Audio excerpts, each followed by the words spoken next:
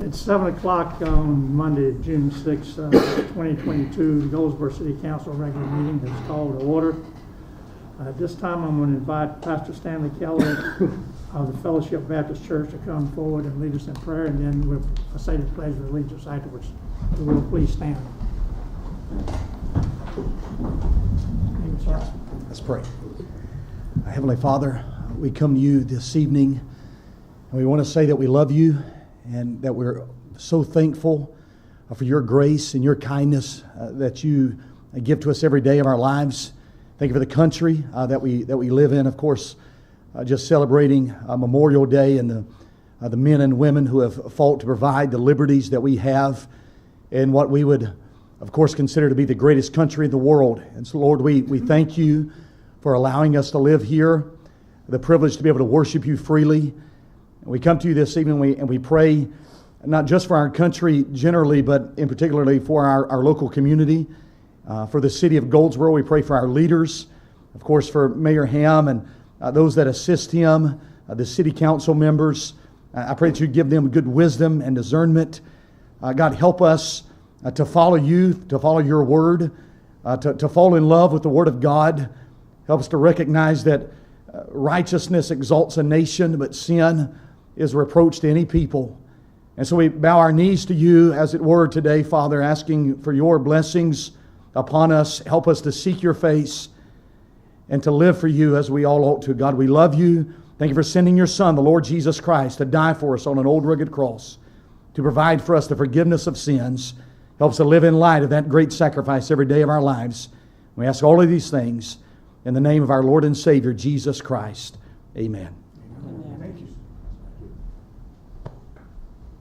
Pledge allegiance to the flag of the United States of America and to the republic for which it stands, one nation, under God, indivisible, with liberty and justice for all.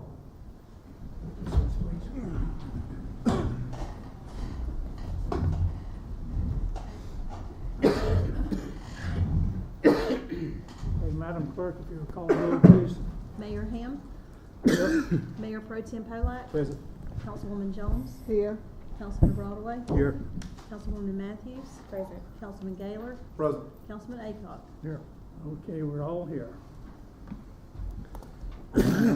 Next item is the approval of the minutes of the work session and regular meeting of May 16, 2022, and the minutes of the special meeting of May 23, 22.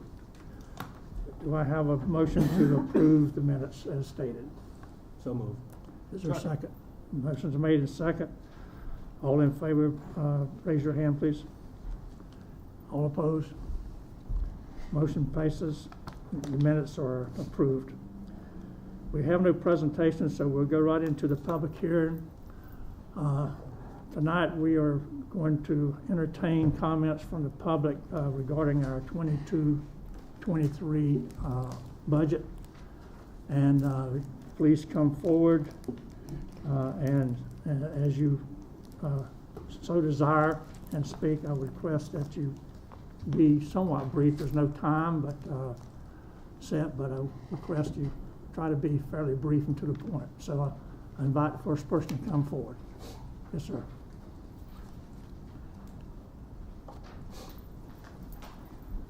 You want to state your name, please? Certainly would like to say good evening to all of you. I am Jimmy E. Ford. You need my address also? Okay? And we are here to talk a little bit about the WATCH program. For some of you who might not know what WATCH means, that stands for Wayne Action Team for the Community Health. We've been around for quite a while. I've been affiliated with that program for about 20 years.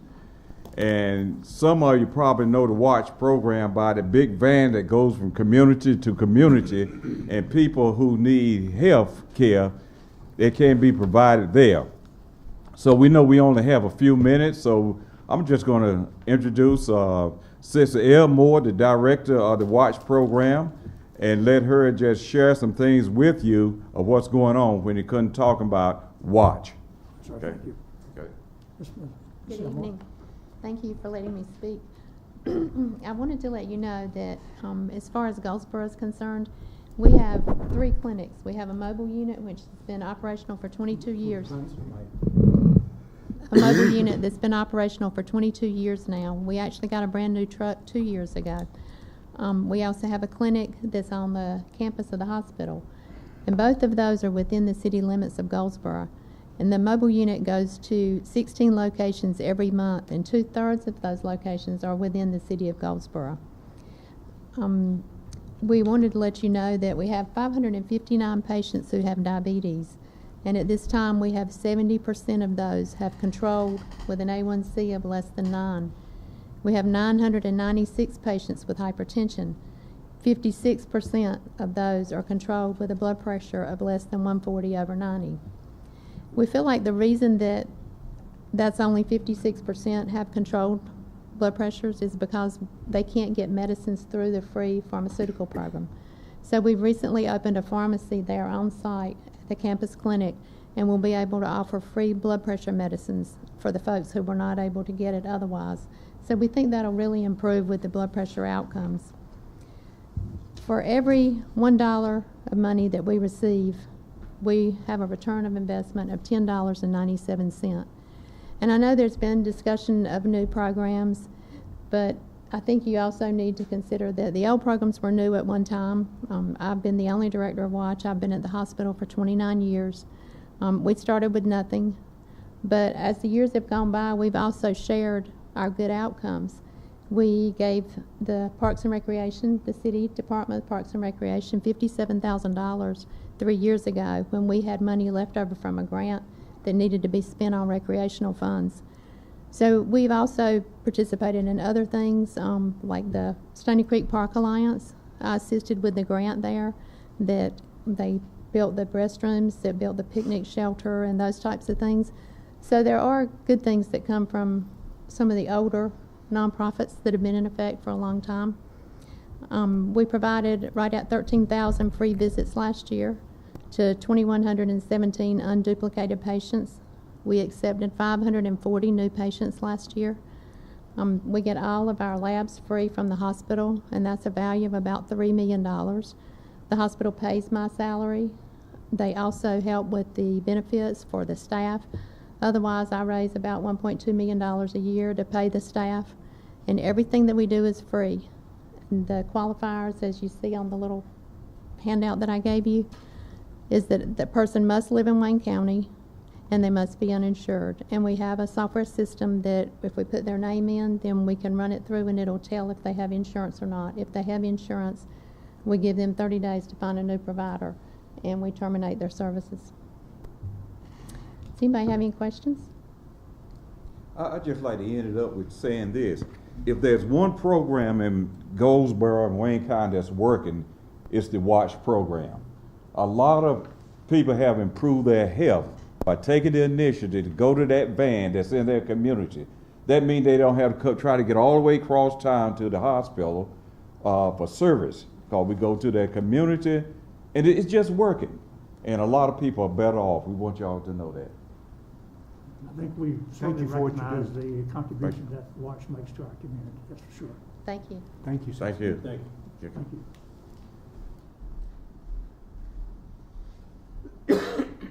Next person, please. Mr. Martin, I know you want to speak.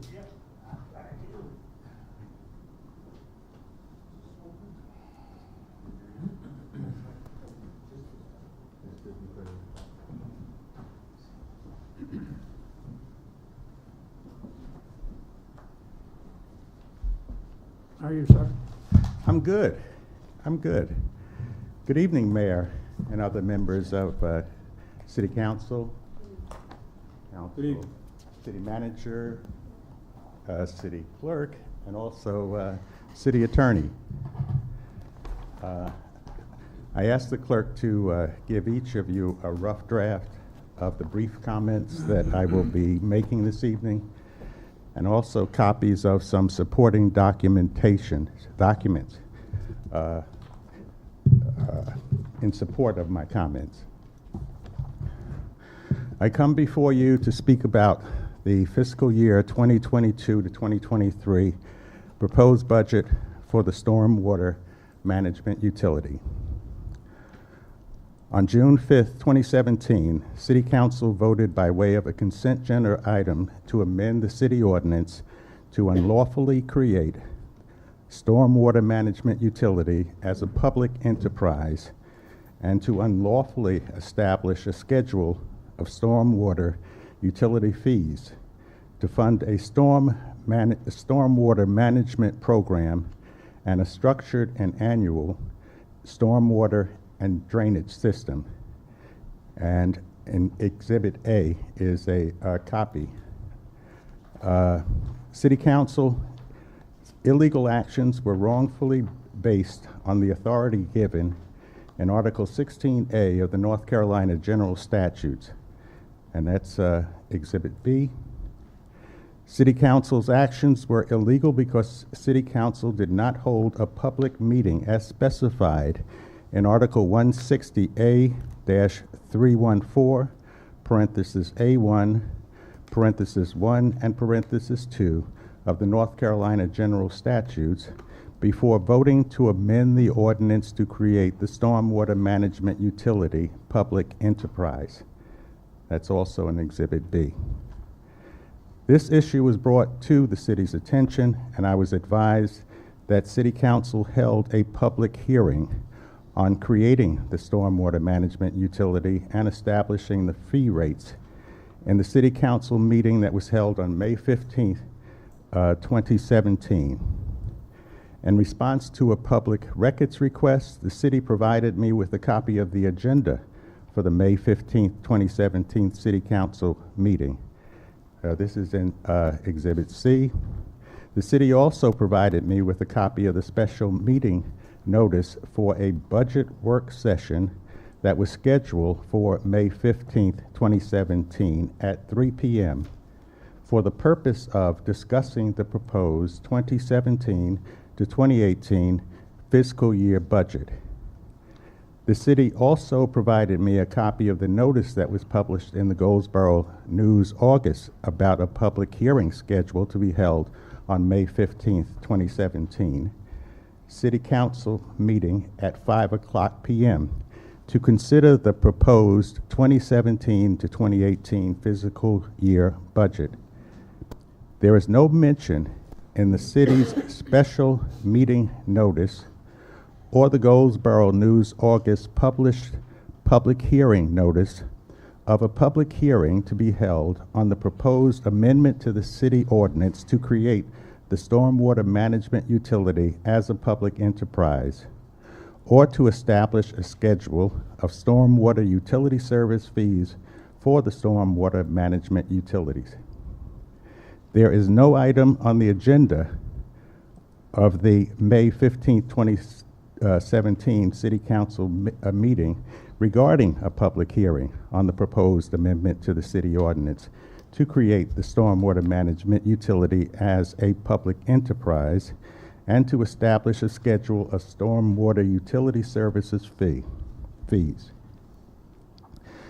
In the approved minutes for the May 15, 2017 City Council meeting, there is no mention that a public hearing was held on the proposed amendment to the city ordinance to create the stormwater management utility as a public enterprise and to establish a schedule of stormwater utility fees.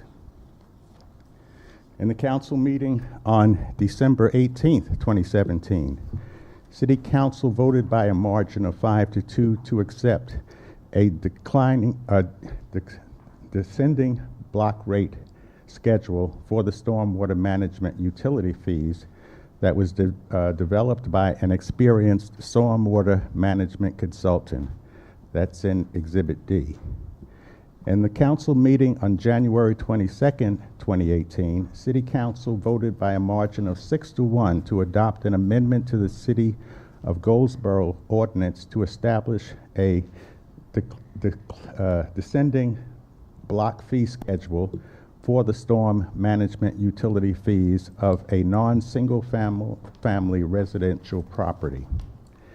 It is apparent that there are no City of Goldsboro public records of a public hearing to create the storm water management utility as a public enterprise, or public hearings to establish schedules of stormwater utility service fees.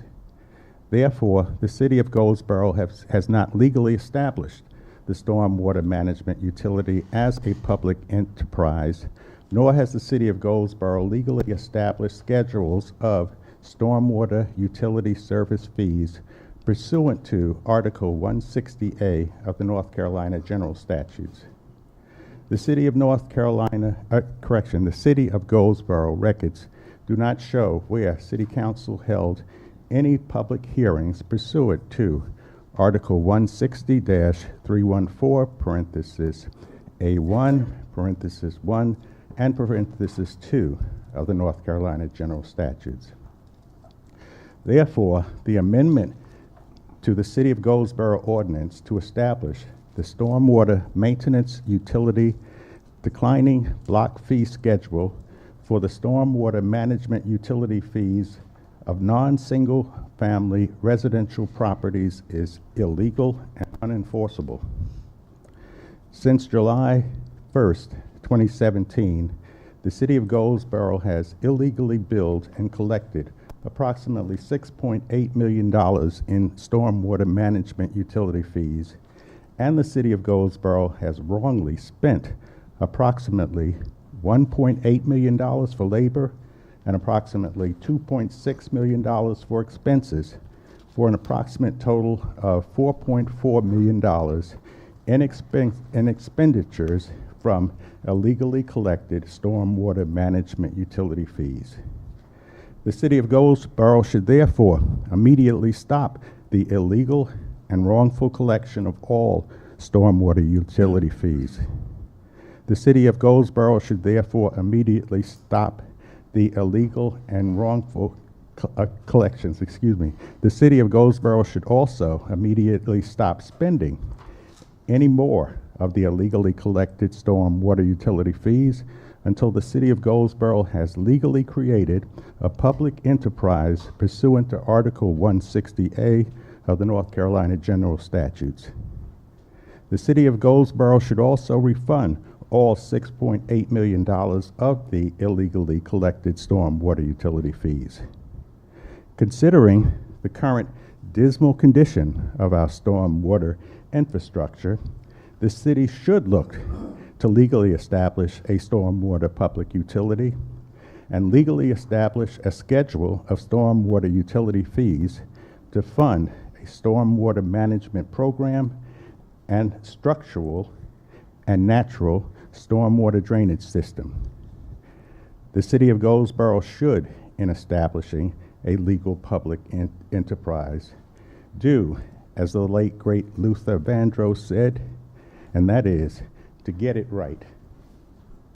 Speaking of getting things right, the Stormwater Stakeholders Committee that made the recommendation to City Council to establish the Stormwater Public Enterprise has not held a meeting to discuss, consider, or make any recommendations to City Council on the 2022 to 2023 fiscal year proposed budget for the Stormwater Management Utility Fund. Nor has the Stormwater Stakeholder Committee called for or held any meetings since March 8th, 2017.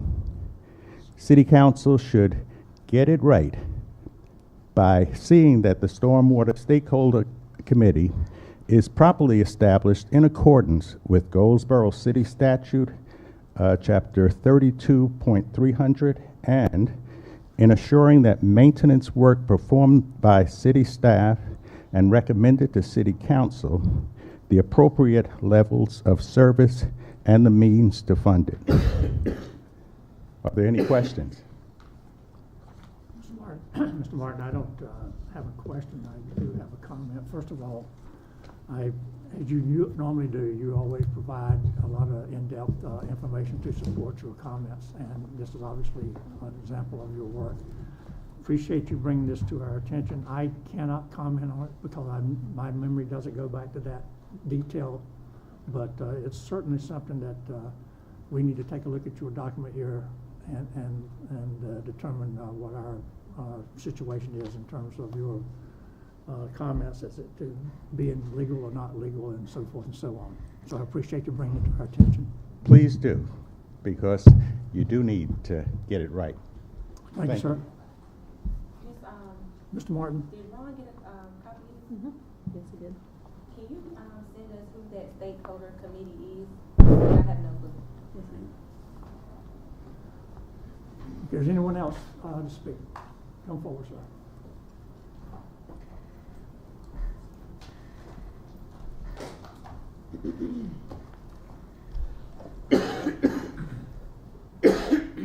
May I approach?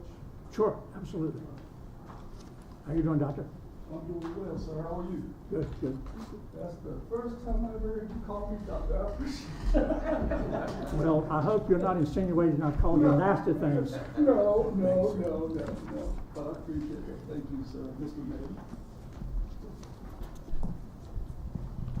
There you go.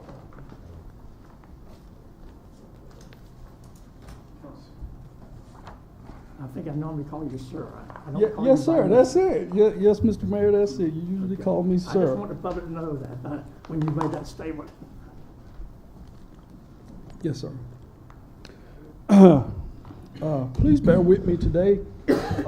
My name is Dr. David L. Craig. I live at 509 Shelley Drive, Goldsboro, North Carolina, 27530. I'm going to be talking about some in-depth things that are very pertinent, and there are some very serious things. All right. So first I want to say that I do not know enough information concerning the proposed 12% solid waste fee increase to come down on one side or the other as being either for or against the increases in solid waste fees. That said, I would like to share knowledge concerning the underlying facts involved in past and current efforts to raise the water and sewer rates by persons within the city of Goldsboro. For these reasons, I oppose the city of Goldsboro's proposed water and sewer rate increases, as well as the city of Goldsboro's proposed budget for fiscal year 2022 and to 2023. First, as in the past, the proposed water and sewer rate increases are based upon misinformation, half-truths, and false assertions that, when critically examined, do not necessitate the raising of water and sewer rates to address the so-called needs as presented in the city of Goldsboro's water, sewer, and stormwater capital improvement plan. Secondly, I believe the continued raising of utility rates in the aforementioned manner creates a situation whereby persons within the organizational structure of the city of Goldsboro will have clear criminal liability. By criminal liability, I mean being able to be held legally responsible for the commission of crimes. In explaining the dynamics of the situation, some persons may conclude crimes have already been committed. Whereas I do believe that to be the case, my primary goal tonight is to make the city council members and others aware of the magnitude of this moment, and to make sure that members of the council are fully aware of the ramifications of their actions. Now let's start with facts that are clearly substantiated and recorded within the city council's agendas minutes, and online videos. First, there was an effort to increase utility rates to fund alleged needed upgrades and repairs in the water, sewage, and stormwater systems. Two, that the alleged needed upgrades and repairs are identified in the City of Goldsboro Capital Improvement Plan. Three, that the City of Goldsboro's Capital Improvement Plan was created by persons within the formal organization of the City of Goldsboro.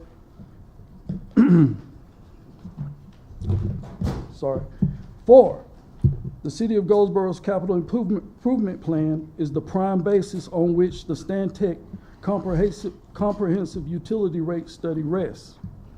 And five, that City Council was greatly influenced by the Stantec Comprehensive Utility Rate Study, as well as persons within the formal organization of the City of Goldsboro, to both raise utility rates and property taxes to the level at which they now exist, and to consider raising utility rates and property taxes even more to pay for the alleged needed upgrades and repairs in the water, sewage, and stormwater systems.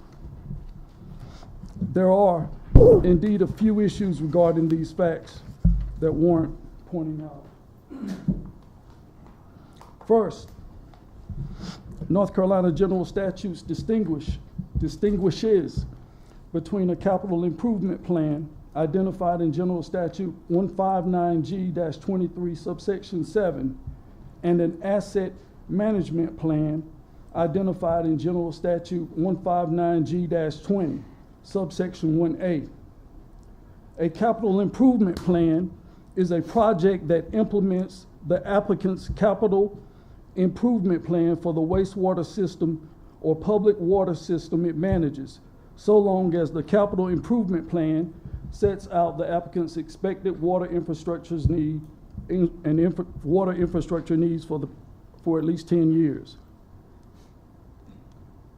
So of course, by law, you have a capital improvement plan.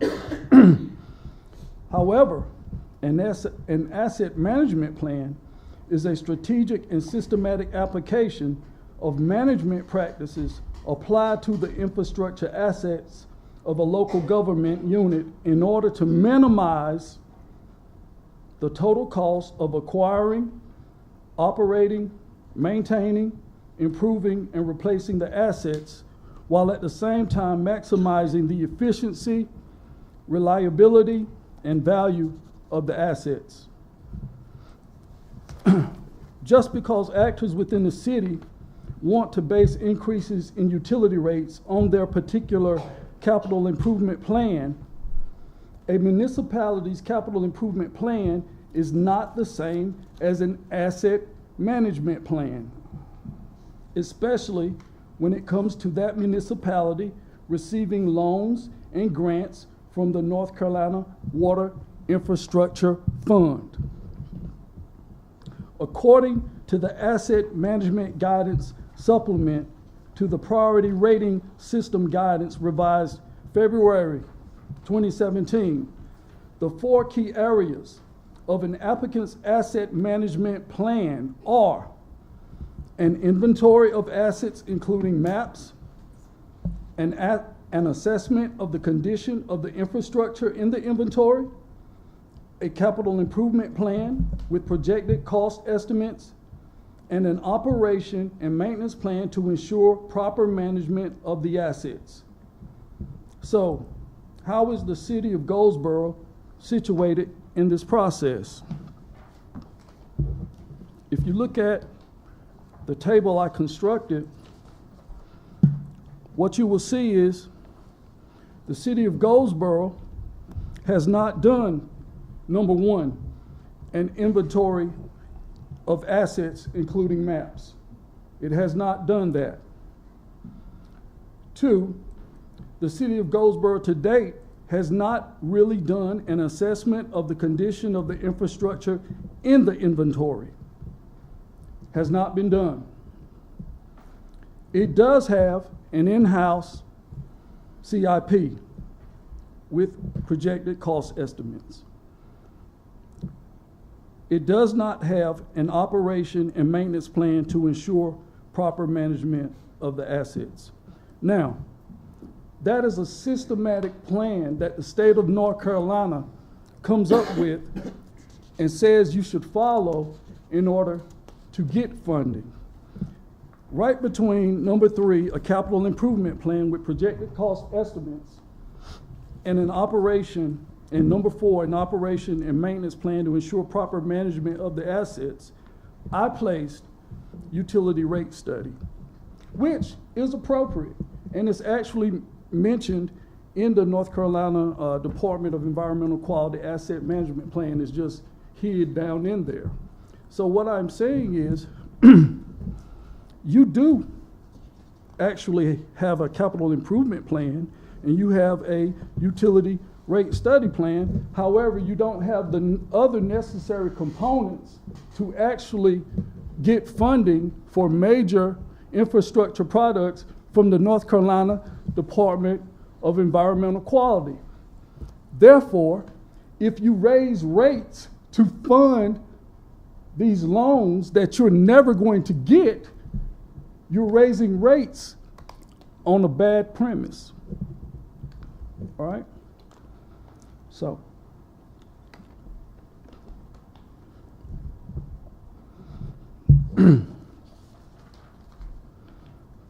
so we see how Goldsboro is situated in the process. This is important because the Clean Water State Revolving Fund, Drinking Water Fund, all the funds that are used to fix or to help municipalities service their water infrastructure uses a priority rating system that they will not even look at you for funding for these major projects without the asset management plan. So that's the bottom line. So if the City of Goldsboro water treatment and stormwater and wastewater treatment systems are in such disrepair, then why is it that the City of Goldsboro is not taking the necessary steps to ensure that these so-called needs, receive prioritization with regards to funding from the Division of Environmental Quality? In my opinion, it suggests that there's something amiss. The City of Goldsboro cannot be given priority funding because that would require a proper asset management plan as defined by NCDEQ. So now we have a situation where the city is now attempting to impose a 20% increase in water and sewer rates starting this next fiscal year after already imposing a 15% increase in water and sewer rates for fiscal year 2020-21 and a 3 cents increase in property taxes per $100 evaluation for fiscal year 2021-2022. It's also important to note that at the time, there was an understanding that during the enactment of the aforementioned 3 cents increase in property taxes for fiscal year 2021-2022, that the city's utility needs were to be supplemented with $2,558,994 from the American Rescue Plan. That money was then subsequently removed from the utility fund. So not only do the citizens not know the real condition of the assets, which we are being told are in such disrepair, for which our utility rates and taxes have been raised, but the city is not likely to actually receive funding from the Clean Water Act, from the funding from the North Carolina Department of Environmental Quality.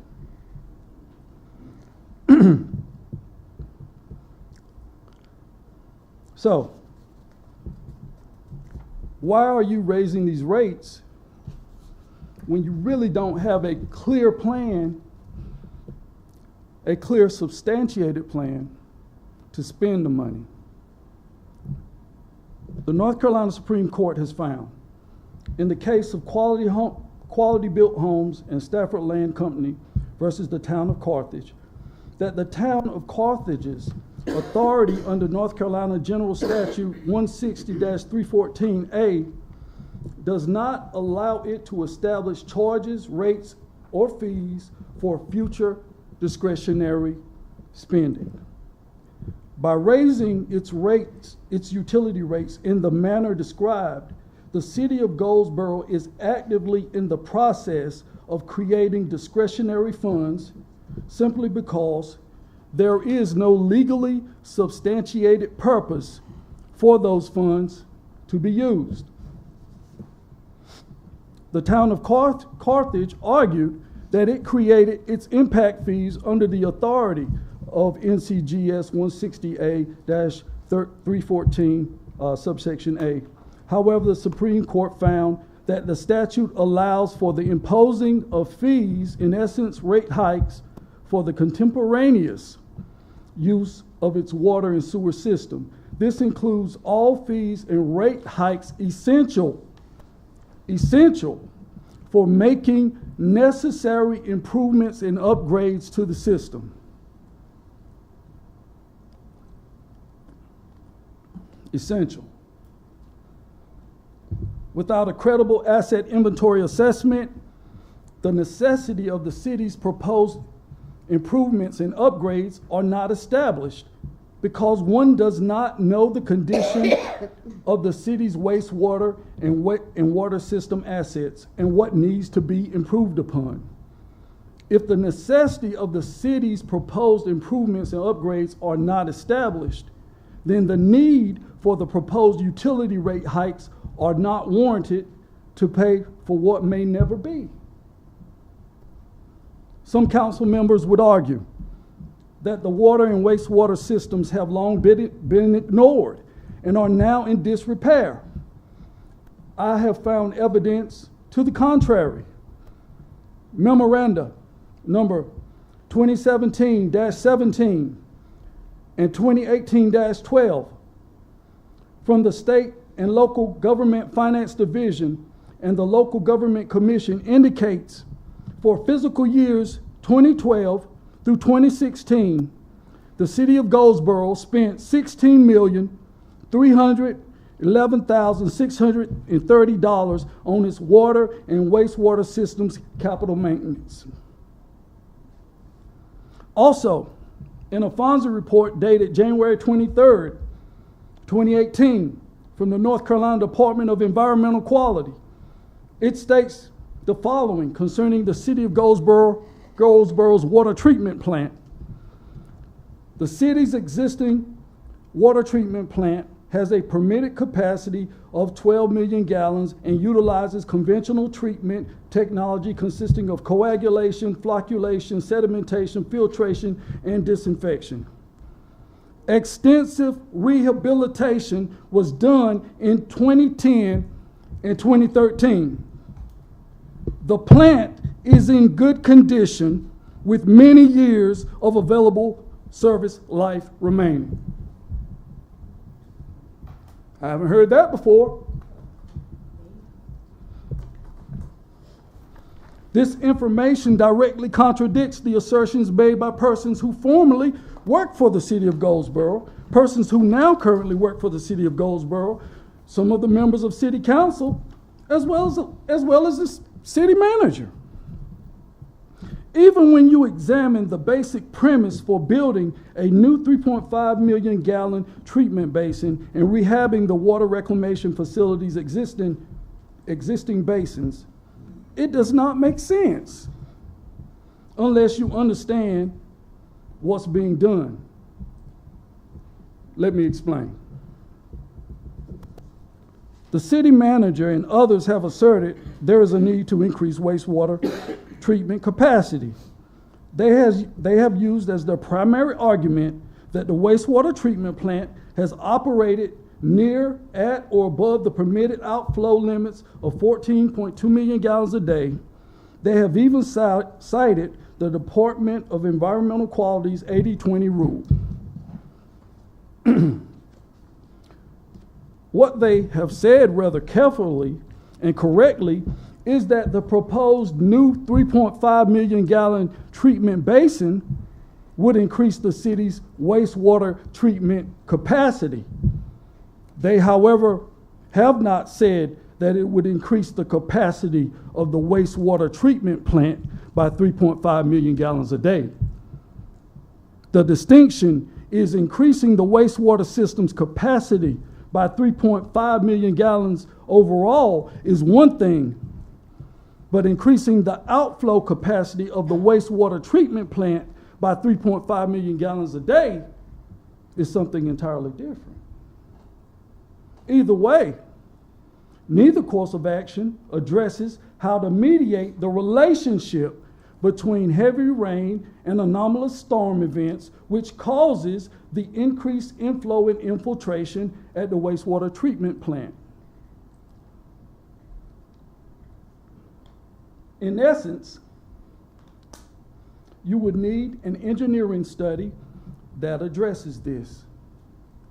No such study has been done. Without a credible assessment identifying specific system deficiencies or flaws that necessitate the building of the city's proposed new 3.5 million gallon treatment basin, to which I add must address the increased inflows and infiltration caused during heavy rain and precipitation events, the need for the new 3.5 million gallon treatment basin is not established. Therefore, the proposed utility rate hikes to pay for the new 3.5 million gallon treatment basin is not warranted.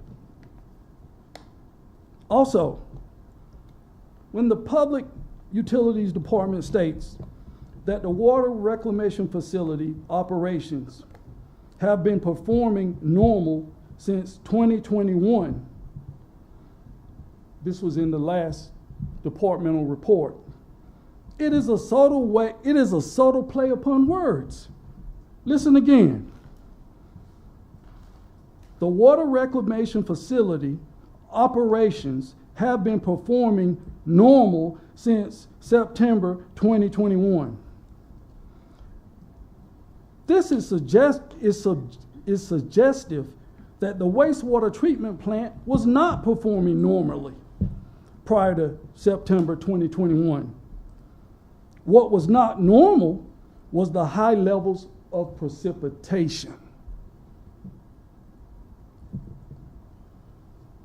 The third area of the city's capital improvement plan I want to address is the $30+ million in proposed engineering projects, with particular attention being paid to the projects which focus on sanitary system overflows.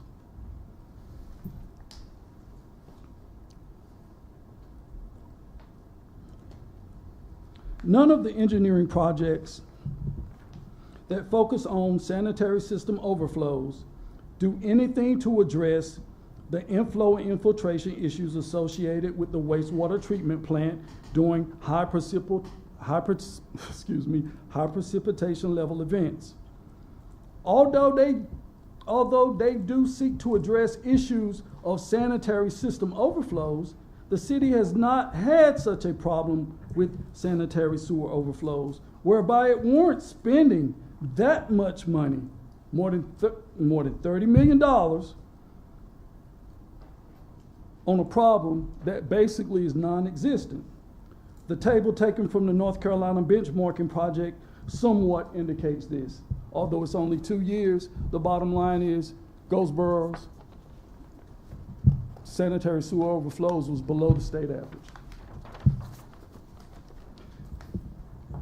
Now, as a sociologist, trained to look at how people interact with each other, how we come to do what we do, how we influence one another. If I had to suggest why the city had this study done, I would suggest the possibility of the following two things. One, there was a possible lack of distinction between the wastewater treatment plant flowing beyond its permitted capacity And two, there was a desire to ascertain actionable information that could be used to justify the raising of utility rates. After all, the narrative being put forth was that the city's wastewater and water systems were in great disrepair after years of being improperly managed, and we now know that not to be the case, at least on paper. And that brings up another issue, because if those reports are wrong, that means somebody filed a fictitious report from the city of Goldsboro. Let's find out what is. Councilman Broadway and Councilman Aycock were both present when the city spent those $16 million on its water and wastewater system capital maintenance between fiscal years 2012 and 2016. And now, these two are two of the most vocal proponents for raising utility rates to fix something that don't appear to need fixing. I'm being sarcastic, of course. Everybody knows me. I like to have a little fun. I want to make two follow-up points. Follow-up point one. Some of these proposed engineering projects are also covered by the Project Butter grant. So why are citizens being asked to foot the bill for projects that the city itself would not even have to pay for? Every CIP spreadsheet I've seen identifies these engineering projects as being funded by loans.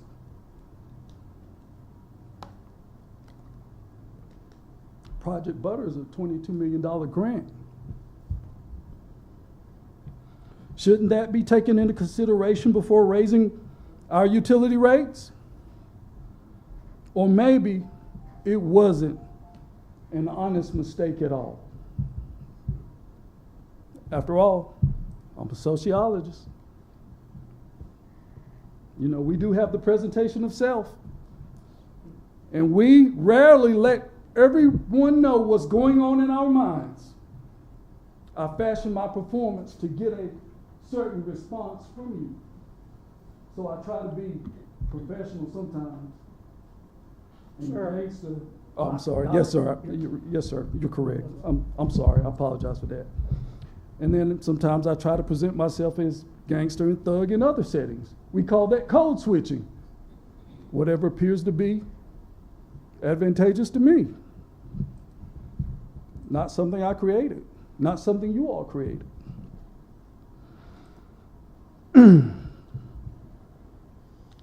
Maybe the North Carolina Department of Commerce, who gave the $22 million Project Butter grant, was sold fried ice cream as well. Someone needs to find out. We have over $145 million of the city's in-house homegrown CIP being called into question.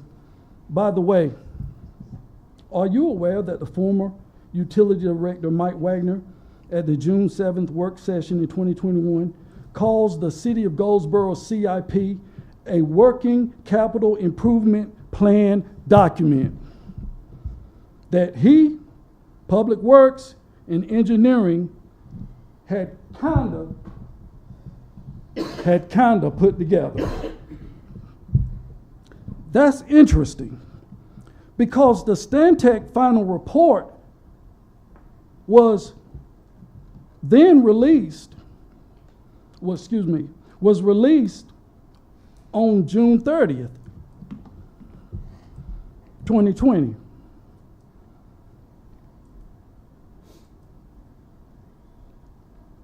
However, the CIP was actually approved by the City Council on September 8th, 2020. The final Stantec utility rate study, again, was released on June 30th, 2020. But the CIP on which it was based was approved by the City Council on September 8th, 2020.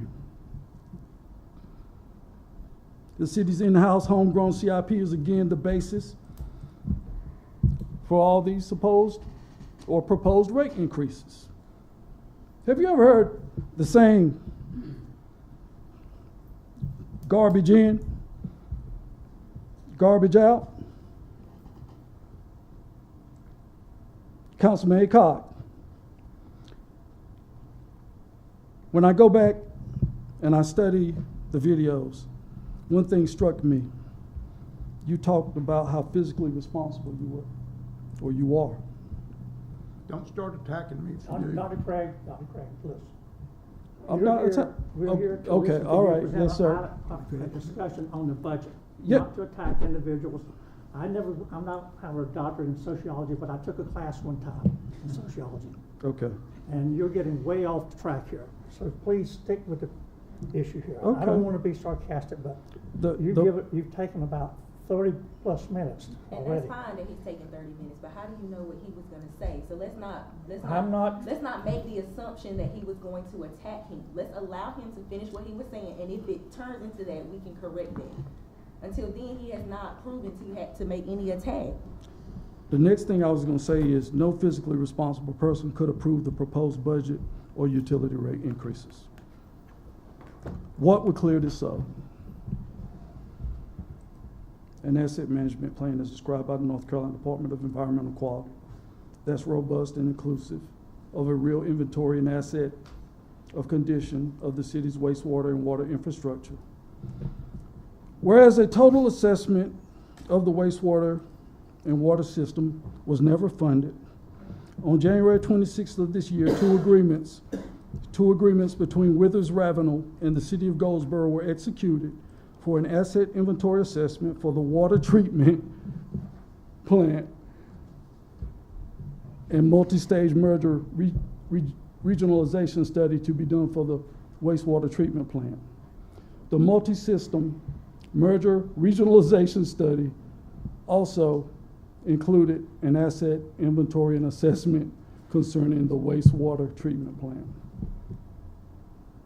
On or before May 20th of this year, I requested any preliminary and final reports stemming from those two agreements between Withers Ravenel and the city of Goldsboro. After not receiving what I asked for in dialoguing with the city clerk, I was sent an email and it read this: Dr. Craig, per our engineering director, the firm has started work prior to the scopes of work being approved by the Department of Environmental Quality. DEQ is reviewing the scopes of all the AIAs and MRFs along with the 600+ applications for funding. The deliverables for this work are not yet complete. After looking into the matter further, I found that the funding for the asset inventory assessment for the water treatment plant and multi-system merger regionalization study to be done for the wastewater treatment plant had a high probability of never being approved, in that one of the requirements for applications for funding from the North Carolina Department of Environmental Quality is a fund transfer certification form, a fund transfer certification form. North Carolina General Statute 159G 37B requires that all local governments applying for funding basically submit a fund transfer certification form that verifies that no funds from the utility, from their utility fund, went into the general fund. Given the city of Goldsboro's current situation, wouldn't it be fair to say that there is no one who can certify that such funds from the city of Goldsboro water and wastewater utility operations have not been transferred to the city's general fund for purposes of supplementing the resources of the city's general fund since July 1, 2014? if such a fund transfer certification was submitted, wouldn't that most likely be an illegal act and demonstrative of a type of corrupt intent to acquire funds under false pretenses? On the other hand, if the fund transfer certification form was not submitted, then the application packet would be incomplete and the Department of Environmental Quality would not readily process the city's grant applications. This isn't the end of the story, though, because on March 10th of this year, an agreement was executed between the City of Goldsboro and Withers Ravenel for a structural assessment of the city's water treatment plant. This time, the City of Goldsboro chose to pay out of pocket. So for 3 years, the City of Goldsboro has failed to have an adequate asset inventory assessment done for both its wastewater treatment and water treatment plants, while at the same time saying they were in need of substantial improvements and or replacement to a tune of an estimated $115 million. Now, the city chooses to pay only for a structural assessment of a water treatment plant that they have asserted has outlived its life because it is 72 years old. That's what they said. That's what you said. We 72 years old.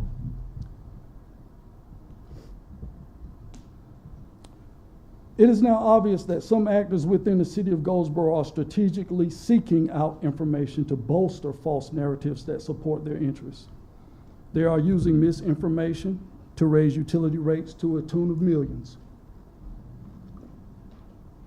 While the only thing an honest citizen wanted was a fair and credible assessment of the situation for the past 3 years. After all,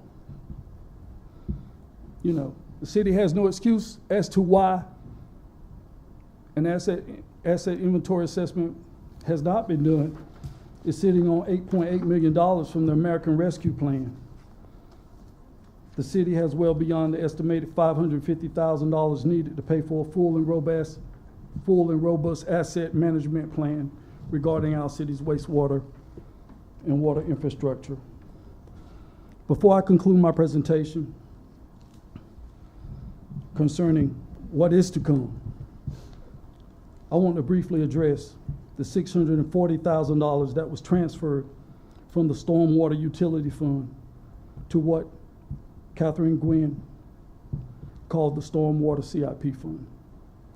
North Carolina General Statute 159-13, Section B, subsection 3, limits a contingency appropriation to 5% of the total of all other appropriations in the same fund. By transferring $640,000 to the so-called Stormwater CIP Fund, which I failed to find on any spreadsheet or anywhere else, basically, this transfer signifies a stormwater utility contingency of 78.83%. This is not only illegal, but it's also an indication of mismanagement of the stormwater utility and its funds. The way in which the city manager and council has chosen to raise utility rates based upon an unsupported capital improvement plan, as well as engage in the strategic use of misinformation for the express purposes of raising those utility rates in a manner that undeniably creates discretionary funds, I and others are now prepared to take this to court, to a court of legal jurisdiction, and ask them to issue an injunction against the City of Goldsboro for purposes of stopping the unwarranted acquisition of personal funds from citizens of our city. To the extent that persons within our city government are attempting to corruptly gain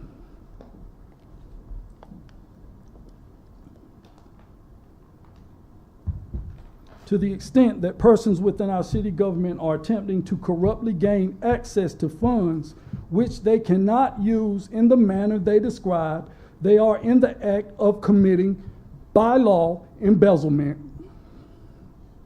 They are willfully and corruptly seeking to get, use, and misapply funds for the purposes other than the said funds are officially being gotten. General Statute 14-92 states, if an officer, agent, or employee of an entity listed below, or a person having or holding money or property in trust for one of the listed entities shall embezzle or otherwise willfully and corruptly use or misapply the same for any purpose other than that for which such monies or properties is held, such persons shall be guilty of a felony. If the value of the money or property is $100,000 or more, the person is guilty of a Class C felony. If the value of the money or property is less than $100,000, the person is guilty of a Class F felony. We're talking about hundreds of millions of dollars. Near the end of the statute, it states the following entities are protected by this section: a county, a city, and other unit or agency of local government, a local board of education, and a penal, charitable, religious, or educational institution. General Statute 14-90 is consistent with General Statute 14-92 and expressly applies to any person exercising a public trust as well as holding a public office. Section B, subsection 2 states, any person who shall take, make away with secret, with intent to embezzle or fraudulently or knowingly and willfully misapply. You all know what you are doing because I just told you. That said, I am still obligated to work with you to create policies and procedures that ensure this never happens again to the people of our city. Even if you all change course and change the budget completely and drop the proposed increases in utility rates, I still, honestly, will be seeking criminal charges against some of you. The question for us all now is, how deep does the corruption go?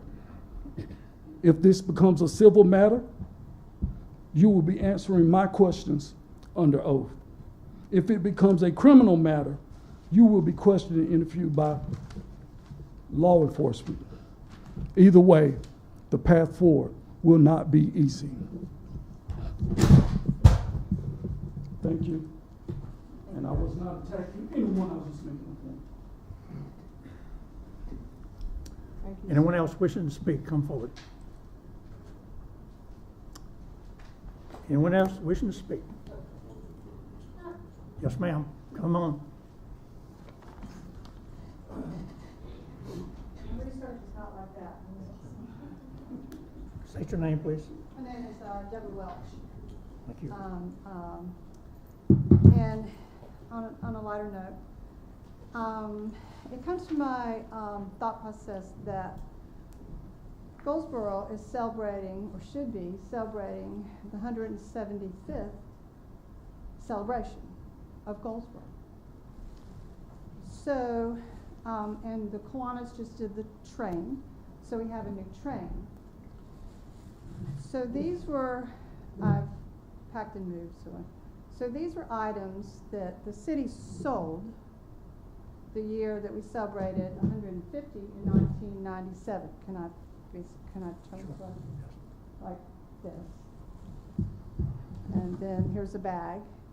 It was also presented at, they had like a setup, the city had a setup or a booth at the park of where the Kiwanis train was. Excuse me, I don't want to be abrupt.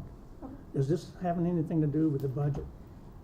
It doesn't, I'm sorry, it's just a little lighter. It's about the celebration of Goldsboro. and Public comment period then, 175 right? years. Okay, all right. I just wanted to clarify. Go But ahead. we're in the midst of the public hearing for the budget, so maybe the public comment period.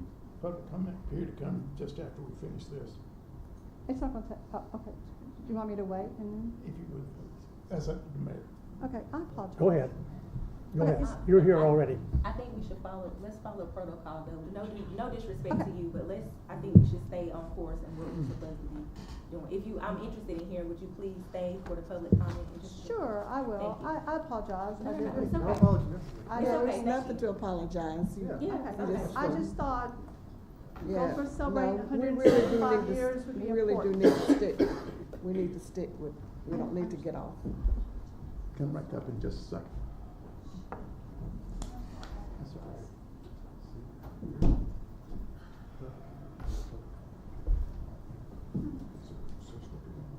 Is anyone else wishing to speak in reference to 22-23 budget?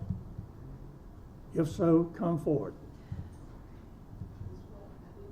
The budget. If not, I hereby close the public hearing on the budget.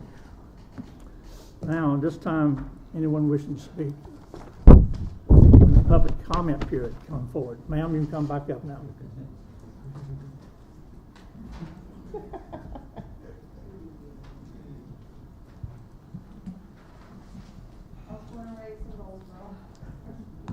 Pull the microphone down a little bit closer to you. So, okay, that's good. I was born and raised in Goldsboro, and my family has businesses in Goldsboro. So once again, on a lighter note, and I apologize. It's okay. For- It's okay, it's okay, it's Okay. fine. So we celebrated 150 years back in 1997. And it just seems to me like it might be great for the city to think about celebrating 175 years, which is this year. I'll be real quick. So these are things that I purchased and I had, really cool. Then the shirts, 150 years, 175 years. That's remarkable for a city, for Goldsboro. We also have brochures, which y'all did brochures. They're also handed out. Like I said, it was tied in with the train that year. There was also T-shirts. Really cool stuff. And then a little memorabilia. There's even golf balls. You could play at the golf course, Goldsboro Golf Course. They had Goldsboro 150 on it. Buttons, 150. Pins, 150. Celebrating 150. Keychain, 150. It's just really awesome to think about a city, and you can see it, 1847, I doing the math, and I was like, wow, no one's thought, or I haven't seen any thought process of a celebration of 175 years, maybe before this year's out. That's not in a budget, I know. Seems like to me I have heard of or seen something about some organization, not here, not the city per se, it could be a department here, but it seems like there's something going on that I've read or heard about to acknowledge the 175th anniversary. Right, well, because it's a logo, and so I'm assuming that Goldsboro has to have some kind of, control Yeah, sure. over who can print these and sell these. I don't know the particulars no. of that year, 1997, I but don't I know- just, I don't know that we have to have control over some entrepreneur that wants to Right. promote it. but maybe I should approach, maybe I should say something to the Kiwanis. I'm not a Kiwanis member. Yeah. I used to be a Civilian. But maybe some of the other organizations might want to think about it. Maybe the Kiwanis might Sure. want to think about, if someone's in here with the Kiwanis or knows somebody in that department, that they might want to do something like that. It'd be great. Yeah. I mean, we could have a Goldsboro celebration, 175 years. Well, It's not in your budget. Well, I can assure you that we will recognize our 175th anniversary in some form or fashion. Right. But And I just thought with the Qantas, like I said, with the train, where they have the train, you know, that they've redone that, the great opportunity, yes, you ma'am. know, and a great celebration. So, sorry. But, Well, thank you for coming and reminding us of sure, that. wouldn't this be cool to be riding around Goldsboro and seeing 175th Goldsboro things, you know? Like you're wearing t-shirts that all kind of match 75. Yep, there you go.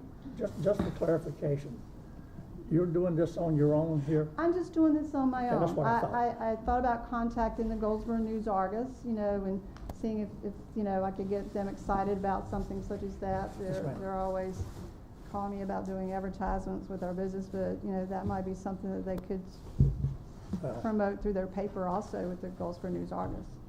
But, really kind of cool. Thank you for reminding us of that. Yeah, we just, sometimes we lose sight of simple. I for some reason, in the back of my mind, I seem to have seen something about Right. some organization. Right. Of course, it should be the city, not just some organization, by the way. Yeah, or you could have a downtown event, you know, how we have the Sure. downtown events, you know, in front of the city hall and such a matter, and have the decent celebrations and really celebrate Goldsboro. So, yeah, again, Deborah Welch. Thank you, ma'am. All right, thank you so Thank much. you. Ms. Welch. Anyone else wishing to speak, come forward, please. Oh, I'm sorry.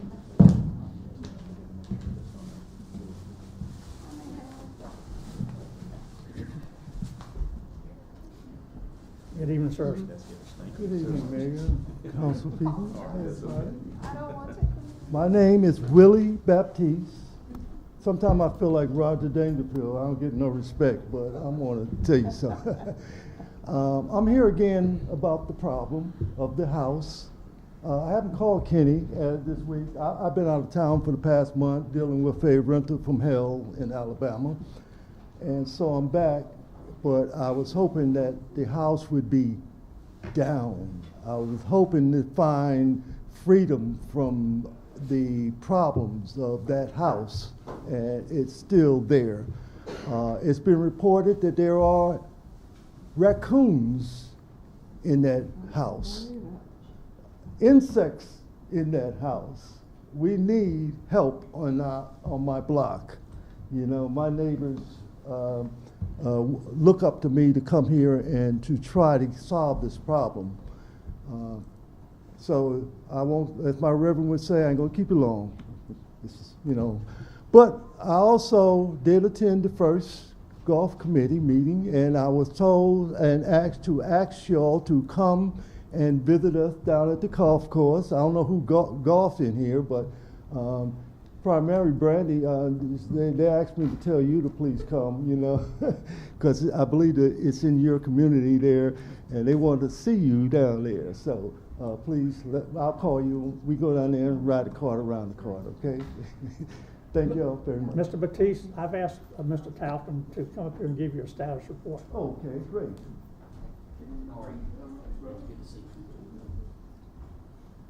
I just want to let you know, staff has informed me through our code enforcement office that there is a nonprofit who is interested in acquisition of that property that Mr. Baptiste is speaking of. So hopefully we'll receive some good news in the near future. I will check into that first thing tomorrow morning, see where we stand on that. But that's the latest that we have on the property, and we'll make sure that if the lot needs cutting or maintenance or whatever to take care of any nuisance issues, we'll make sure that's taken care of as well. Okay. Thank you. Yes, ma'am. How are you this evening? I'm doing fine. Nice seeing you again. Good evening, everyone. We have heard a lot tonight, and I am here representing the Goldsboro Wayne Branch NAACP, and as we have listened at the county meetings about the raising, the big rebuilding of the water facilities and everything, and the rate increase of our water bill, we wanted to come tonight and say that we understand that there will be rate increases from time to time. But what we want to say is that with the economy, the rise of gas, the cost of food, and everything that is going up, and people that are on low, moderate income, we think that the 20% increase is too much for right now. And we would like to ask you all if you would take a look at lowering that rate and doing it in stages rather than all at one time. That is the main reason for our being here tonight. When we look at organizations and other businesses that might be coming to Goldsboro, maybe wanting to use our hotels and lodging, when we look at the high cost of the water bill that these businesses have to pay, that means they're going to have to raise the cost of their room rates. And will those people take their business someplace else, or would they still come here? We're just asking you all if you would think about that and look at doing the 20% increase in stages rather than, I think it's supposed to go into effect July 1 if the budget goes into effect then, and we are asking you if you would look at maybe doing it in stages, not all of the 20% all at one time. Thank you all very much. Thank you, ma'am. Anyone else wishing to speak? Mr. Martin? Yes. I would like to bring to your attention some issues regarding the streets, collections in the city, in my area. It's terrible. The people who come around to pick up the leaves and the tree limbs and all of the, well, I guess that's recycled on that day also. Last year, we had problems in the fall where we didn't get any service for about a month. And now the service is over a week.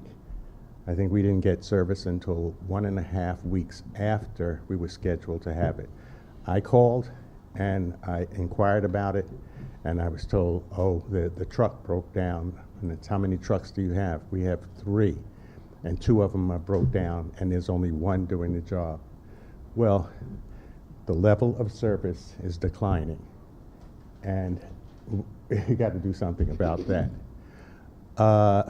Also, when I made that telephone call, I complained to them about my garbage can, or the receptacle for collecting the garbage, how those one-armed bandits, because we don't have that much garbage, it squeezes these containers so tight that it pops out the top handles, and the top will not then fit squarely on top of it.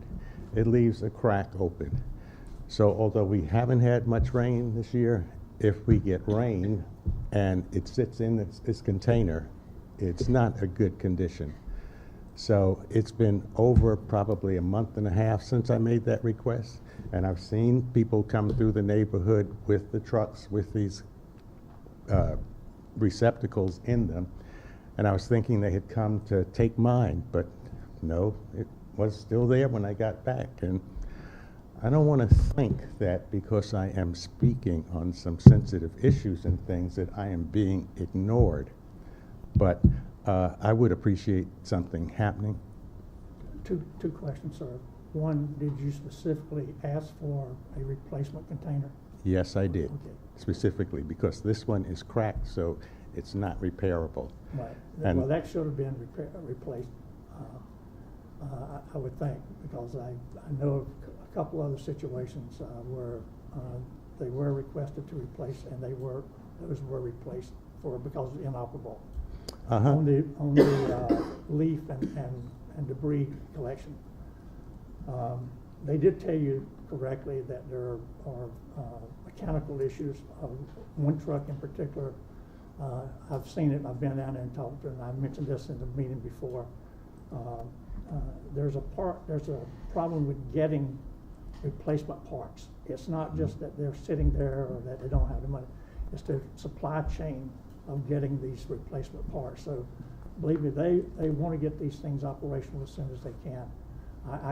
I'm in the same boat you are. I've got limbs and debris laying there in my front yard. It's been there for 2.5, 3 weeks. But I know the situation. I'm not calling, but I'm just Well, passing on to you. In my neighborhood, we don't have sidewalks and things like that. And so if you put this on your grass and wait for them to come, and you're thinking when you put it there that it's going to be the next day, and it turns out it's a week and a half late, you kill the grass underneath it, and it makes the neighborhood look bad. So I would appreciate it. Okay. Thanks. Thank you. Anyone else wishing to speak? Anyone else wishing to speak? You almost got me, Mr. Battle. Excuse me? Come forward, sir. How you doing? Good, good. I'm Mr. Battle, owner operator Black Elks Lodge, 312, 314, 316 South James. I have a major concern about why this city wouldn't allow the Dillard alumni to have their little cookout in my parking lot when they actually had it right there on the corner of Spruce and Center. The complaint, or at least y'all would say, residents. There's 3 residents right across in front of Spruce and Center. And I would like for this council to give me a report on all complaints that's ever been down at 312 South James Street from 2006 until today. If I could get that, I really appreciate it. And I would also like to go back to how is it that they would have a tribute to South James Street and the Black Elks Lodge not even be included, not even mentioned. And when I can go back to Mr. Acock last year, did a shout out to the gentleman that was in charge of the historic department. He had passed, but the new guy, I met him. I invited him down, talked with him. We had talked for about an hour. I explained to him the whole situation of what I was going through with the city, showed him the articles in the news August, showed him the deed, everything. He told me he would get back with me. He would love to have my story. I don't know who got in his ear. Never heard anything back from him. I don't understand it. Also, I would like to say to Mr. Broadway. Mr. Broadway, do you remember me? I remember you. When you was a manager at First Union Bank. You remember? You approached me one day. This was back in the 80s. I was probably about 23, 24. You approached me, and that was kind of odd for a bank manager to approach a young black man like myself and say to him, you know what? You have showed me you know how to save money. You recall that? You introduced me to Suzette, Joanne, you remember them? Yeah. Investors, and showed me how to invest my money. Now, I'm going to give you kudos on that, because you really showed me something. Good. Thank you. Oh, yeah. That's the first good thing we've heard tonight. Okay, well, I just want to let you know. I'm just wondering, did you actually remember me from back in the 80s? I remember that. Okay. Well, I just want to say I just don't understand what's going on with this Elks Lodge, but I appreciate it if I could get all of those reports that I'd asked about. And I'm going to leave you with this right here, and I'm done. Until you change the system of racism, white supremacy, to the system of justice, nothing is ever going to change in this world. And my mom used to always say it's a bad wind that don't change. Is anyone else to speak? Anyone else to speak? If not, I'm going to close the public comment period, and we'll go to the next item, which is items requiring individual action. And I believe we have one item from the consent agenda, that's Z622. Mr. Talton, if you'll come forward.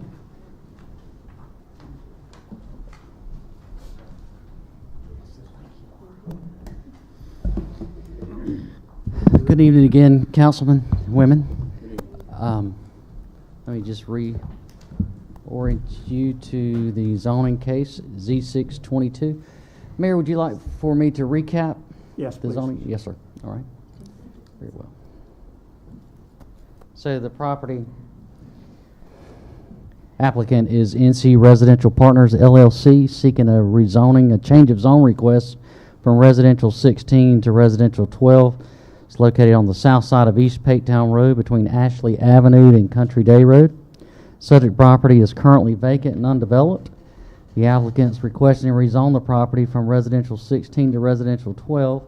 The applicant recently acquired the property and desires a change of zone for higher density residential development purposes. If rezoned, the applicant will be required to meet the regulations of the residential 12 zoning district. Site and landscape plans will be required and approved by city officials before construction permits can be issued in the future. The area consists of approximately 2.83 acres. Surrounding zoning to the north is residential R12, R16. To the south, residential 16. To the east, residential 16. And to the west, residential 16. The property was once occupied by a single-family dwelling prior to 2010. The city's land use recommendation is medium-density residential for the property. According to the city's land use plan, higher residential densities are recommended and should be encouraged since city water and sewer are available to serve the property. The subject property is not located in a special flood hazard area. Again, city water and sewer utilities are available to serve the property. At the public hearing on May 16th, 4 people spoke against the request. Opponents believe that the proposed change of zone would lead to higher density development, which would contribute to additional traffic and congestion problems in the area. On Monday, May 23rd, Goldsboro Planning Commission recommended approval of the change of zone request from residential 16 to residential 12.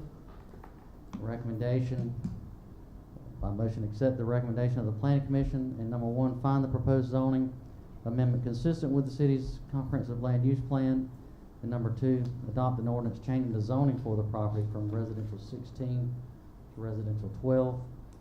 As you see before you now, you have the residential zoning map. Property to the north is R12 Kingston Place. To the south, east, and west, you will see R16. Comprehensive land use plan shows medium density residential for the subject property. And to the north, the map should reflect a higher density residential zone, but that map has not been updated since that rezoning took place years ago. So, with that being said, that's all I have. Do you have any particular questions regarding the rezoning request? This is a conventional zoning matter. This is not, there's not a proposed site plan that's been submitted or used. It's been proposed for the property at this point in time. It will be for, of course, higher density residential development because it is seeking our R12 zoning district. Any question? Any other question? Yes, sir. Will a site plan come before council? No, sir. Do you mind recapping one more time the zoning in each of the different cardinal directions? Sure. So again, to the north, you have residential 12. That's Kingston Place. Mm-hmm. To the east, you have R16. To the south, you have R16 and some R12 in there as well. And to the west, you have R16. So this would be a change to zoning consistent with Kingston Place? That is correct. And what's the maximum density within that zoning level? Is Kingston Place basically the maximum density that you can get without coming back to council? That is correct. And with the density of the, again, we won't be able to tell until we see the actual site plan itself. But I'm sorry to have to do that calculation back at the office. Wow. Sorry. I'm sorry. Question. Just going to tell you, we have no traffic information from NCDOT. We have nothing to support the statements that were made at the public hearing. Again, all we have is our comprehensive land use plan. We know that there are permitted uses associated with this proposal that are very compatible with adjacent residential properties in the area. And again, last but not least, it is consistent with our comprehensive land use plan. Any other questions? If, I Yes, sir. had one comment, Kenny. Yes, sir. That I had a couple phone calls that the seller of the property, they weren't allowed to say anything at the planning commission. Is that the way planning commission works now? That is correct. The public hearing is the only time that public comment can be considered and be for the I record, didn't per know se. that. Thank you. Yes, sir. I just didn't The know. planning commission, that is a point where you can be heard. I'm sorry, you can listen to the deliberations, but that is all. No public comment can be considered at that time. Any other comments, questions? Okay, thank you. Yes, sir. Before we vote on this, I want to go back to the consent agenda. I got a little bit ahead of here. Our consent agenda included items C through BB minus item Y. So if you, could I have a motion to approve the consent agenda items? So moved, Mayor. Mayor, move to approve items, what was it? C through BB with the exception of item Y. Second. Motion made and second. All in favor, raise your hand, please. Do you need roll call? Roll call. Roll call. Mayor Ham, Yes. Mayor Pro Tem Polak, Yes. Councilwoman Jones, Yes. Councilman Broadway, Yes. Councilwoman Matthews, Yes. Councilman Gaylor, Yes. Councilman Acock. Yes. Now,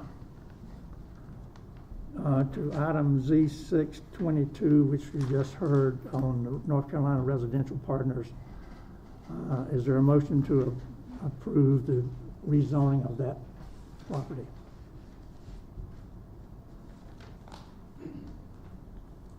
Motion to approve. Motion has been made to approve. Is there a second?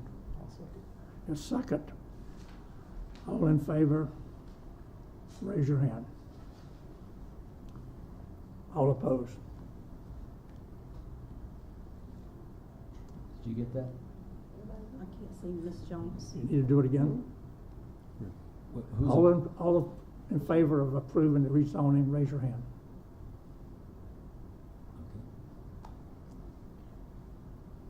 How many we got? All 4? opposed, right? I think that was 5. 5, okay. All opposed. All opposed? Thank you. Thank you. Okay. Motion's carried, rezoning is approved. City manager report. Yes, sir.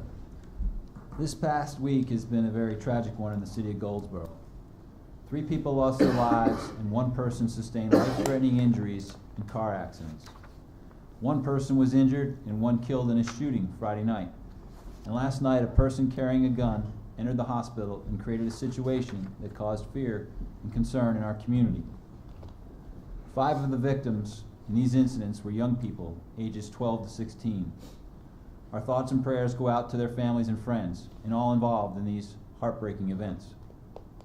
To our residents, please know that our police department is deeply concerned about the ongoing gun violence, increased crime, and recent vehicle accidents in our community. The Goldsboro Police Department is working with many community partners to raise awareness and stop crime that has led to the loss of too many lives. We need your help. Please make a difference when you see the opportunity to educate someone or inform them and inform the GPD on how we can prevent crime and save lives. In addition, I'd like to talk about the coronavirus. The city of Goldsboro is still low and in Wayne County. However, throughout the rest of the state of North Carolina, over half of the state counties are in a medium condition right now and a quarter in high. So the coronavirus is coming back and should take appropriate precautions. Summer day sport camps registration is going well. Camps are quickly filling up. I'd also mention that the Jams Out June 18th, 12 to 5 p.m. will take place at downtown City Field. That's all I have, sir. Okay.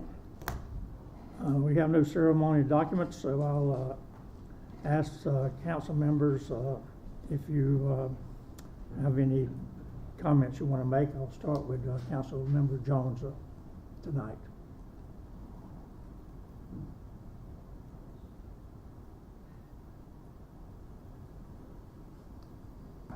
Councilmember Jones, you have any comments? Yes, I do. First, I have a question about 1009 Seaboard. I want to know what the status of that is.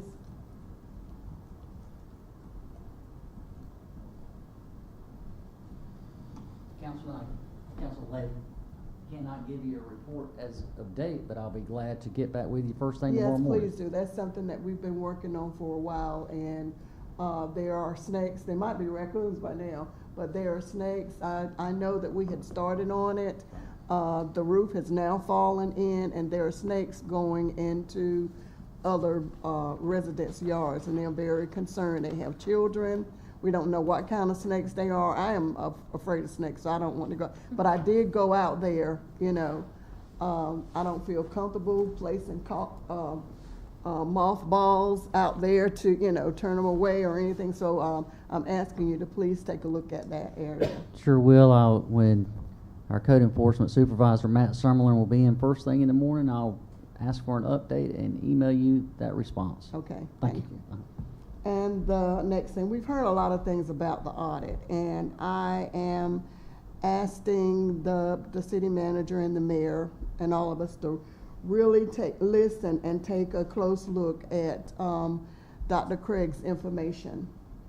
And I'm asking that we explore every aspect of the information that he shared tonight. I think what he said was very important. We are listening to him, and I want to make sure that we are careful and doing our judiciary duty as city council. I know that I was not here, and I don't play the blame game. I know some of the issues that he spoke to, I was not here at that time. But I think there was one issue that he spoke to that I may have been here. So I really do want us to take a look and explore the information that he said, and let's talk about it. No comment. Paul? Yeah, I just want to say it was very good to see everybody during the Dilla Goldsboro alumni event that took place. I think it kind of revitalized our downtown. We hadn't had a parade in a couple years, and it was good to see everyone come back to Goldsboro. I also want to congratulate all of the graduates that just graduated and those that are to graduate this upcoming week. And encourage everyone to remain safe. I tell my son all the time, you know, and my students as well, sometimes you have to get out of the city that you grew up in to see broader horizons. We see now within a week of graduation, such calamities have taken place in Goldsboro. And I just pray for our young generation and that they follow the right role models moving forward. I just pray for our city and pray for the families that have had loss during this time. That's all I have. Thank you. Councilmember Matthews. So for years, we heard the former councilman for District 4, Commissioner Foster, talk about accountability and showing up. And I have made it my business to echo that message when it comes to the residents in District 4 and how important your presence is in this room, and how important it is for us to hear your thoughts and concerns when it comes to making decisions. So a few months back, I had a meeting with some residents, and I was asking them, you know, what are some things you want to see in the district? And they allowed me to share some things that I was interested in. And out of that meeting came the idea of a listening tour. So if you would put the slide up, there it goes. So on Saturday, June 25th, 2022, District 4, I have invited some very special guests that will be announced in the coming days to join me as we travel throughout the district, stopping at these 6 predetermined locations to hear from you specifically. So consider us bringing the sand to the beach, I guess. So the tour is going to start at 11. The passenger van will travel throughout the city, travel throughout the district. Each stop, you can't see it at the bottom there, but it's gonna last 20 minutes. And the goal is to just simply hear from you. We also wanna create a platform that's convenient and familiar with you, so that you may feel a little bit more freer to speak about what some of your thoughts and concerns are. So I definitely wanted to share that with all of District 4. This is gonna happen again, June 25th. And it's going to start at 11, and these are the locations. Please follow the Councilwoman page, because I'm going to be posting actual pictures of these locations, because some of them are, literally roads, like where roads meet. And that is it. Also, thank you to those who have already agreed to be my special guest on this tour. I don't want to reveal who those persons are just yet, but I will in the coming days. Also, if you're not in the district, feel free to come on, travel down to the south end of Goldsboro for our listening tour. But specifically, if you know someone who lives in the district who is not necessarily in touch with social media, or may have not got this message today, please let them know that this is happening. Their councilwoman, their representative, their neighbor, their friend will be in the district to hear from them specifically on June the 25th. So, thank you. Councilwoman Matthews, that's great stuff.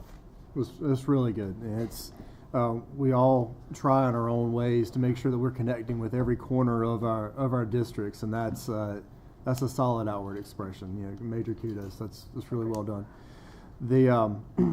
There's been a lot of conversation tonight. There will be a lot of conversation tomorrow night, so I'll basically keep this brief. There are a lot of other things going on in the city as well. Don't forget we have redistricting going on. Those who are interested in looking at those maps, there's information on the city's website. Don't forget that that is also still going on. The budget conversation tomorrow evening will undoubtedly be robust, and trying to ensure that we give final guidance to the director and to the city manager, so that we can have something in place for the 20th. So those that were unable to attend tonight, don't forget, shoot me emails or text messages, whatever else. We want to make sure we get your feedback included tomorrow. So thank you. Thank you, Mayor. Councilman Aycock? Just in remembrance of June 6, 1944, remember our people who gave it all, so that we can have the right to come in here and say what we want to say in a democratic society. Other than that, sometimes it's better to keep your mouth shut, and that's what I'm going to do. Okay. Going to ask you sometimes the comments that you want to speak to has already been spoken, but I do want to reiterate what our city manager said about the weekend shootings. It's unfortunate. It's sad, and I'm just at loss of words to say. It's a sad situation when a 16-year-old and a 17-year-old have a gun in their hand, and they have a shootout, and one is killed and the other one is severely wounded, hospitalized. It's another unfortunate situation that an individual can walk into a hospital with a weapon, maybe not intending to do harm, but does do harm. The investigation will determine both those situations.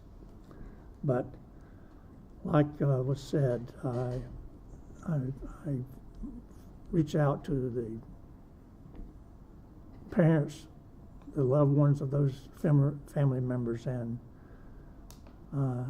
I just hope that we can turn around a situation that we've experienced this 6 months in terms of the violence here in Goldsboro.